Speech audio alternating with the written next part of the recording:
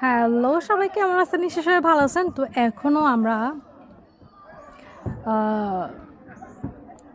সেই বাগান বাড়ি ক্যাম্পিং যে বাগান বাড়ি রিসোর্ট আছে, রিসোর্ট বললে ভুল হবে, বাগান বিলাস বাগান বাড়ি কী ছিল আমি এটাও আচ্ছা বাগান বিলাস, এই যে ওনাদের এই নামটা মনে পড়ছে, এই যে বাগান বিলাস এই নামটা মানে ওনাদের গেটে এন্ট্রি করার সময় হাতের বাম দিক দিয়ে করে যে ঘরটা থাকে, এই ঘরটার নামই বাগান বিলাস দেওয়া। তো এখানে মেইনলি দুটা রুম আছে, একটা রুমের মধ্যে একটা বেড, একটা ওয়াশরুম, আর একটা আলমারি, আর একটা রুমে কি একটা খাবার টেবিল, 6টা চেয়ার। এই খুবই সুন্দর খোলামেলা। এখানে একটা ওয়াশরুম আছে, শুধু একটা, হ্যাঁ। আর বাকি যেটা হচ্ছে মেইন রাস্তা, যেটা মানে আমরা লিচু বাগান হয়ে যখন আমরা মেইন জায়গায় এন্ট্রি নিছি, যে জায়গাটায় অনেক গান চলতেছিল, যে জায়গাটাতে, ওই জায়গাটা ফেলে একটু সামনে গেলেই অনেকগুলো ওয়াশরুম আছে মেয়েদের জন্য। হ্যাঁ, মেয়েদের ছিল যে ওয়াশরুম সম্পূর্ণ আলাদা। আর আর কি এখানে মেইনলি হচ্ছে যারা প্রচুর হাঁটতে ভালোবাসেন, যারা গরমেও কিছু যায় আসে না, আপনারা হাঁটবেন, এরকম হলে আপনারা আসবেন। বাট আদারওয়াইজ এখানে গরম আর না, গরমের মধ্যে আসাটা মোটো সেফ নেই। জায়গাটা এত চিপা চাপা দিয়ে আসছি যে মানে মুড পর্যন্ত নষ্ট হয়ে গেছে। মানে মনে হচ্ছে যে আমি দুই পাশেই ধান ক্ষেত, আমি শুধু মাঝখানে শুধু চিকন একটা রাস্তা 5 ফুটের, এই রাস্তাটা দিয়ে আমি শুধু যাচ্ছি মানে বাগান বাড়ি আর আসতেছে না, এরকম একটা অবস্থা এখানে।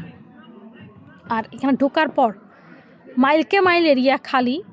এক হচ্ছে ওই লেকের মতো করে রাখছে, এখানে বোট কায়াকিং করতেছে, দোলনা দুলায় রাখছে বিভিন্ন জায়গায়, কিন্তু বসার জায়গা নাই। আমরা যেরকম বিটাতে অনেক বসার জায়গা পাইছিলাম, সুন্দর ডেকোরেট ছিল, এখানে কিছু নাই। এখানে হচ্ছে ওই এক গাদা লিচু গাছ, মানে লিচু গাছের জন্য টিয়া পাখির অভয়ারণ্য যাকে বলে, এটা হচ্ছে সেটা। কিছু আছে ড্রাগন ফলের গাছ। এই আর এখানে মাছ ধরার ব্যাপারে যেটা বলছিলাম না, মাছ যেটাই ধরেন নিজের ইচ্ছা মতো ধরবেন, কিন্তু আপনার টাকা দিয়ে মাছটা কেজি ধরে, কত টাকা ধরে কত কেজি এই হিসাব করে আপনাকে মাছটা ওনারা ওই হিসেবে দিয়ে মানে আপনি কিনে নিতে পারবেন, এমন আর কি। তো এই তো যারা আসবেন যাদের খুব ইচ্ছা, বর্ষাকাল আসলো এখানে আসতে হবে শুধু ক্যাম্পিংয়ের জন্য। এবং কিছু জায়গায় এমন আছে খুবই পিচ্ছিল, আপনি যদি ওঠানামা করেন পড়ে যাওয়ার সম্ভাবনা বেশি, এটা একটা।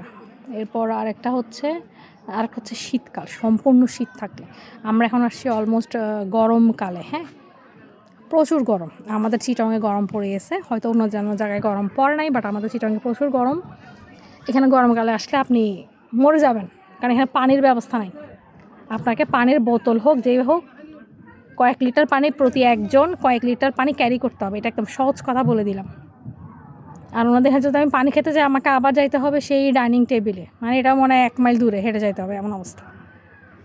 তো এই সব কিছু জেনে শুনে আসবেন, ঘুরে যাবেন। যারা প্রচুর হাঁটতে পছন্দ করেন তারা আসবেন। রাখি তাহলে, খোদা হাফেজ।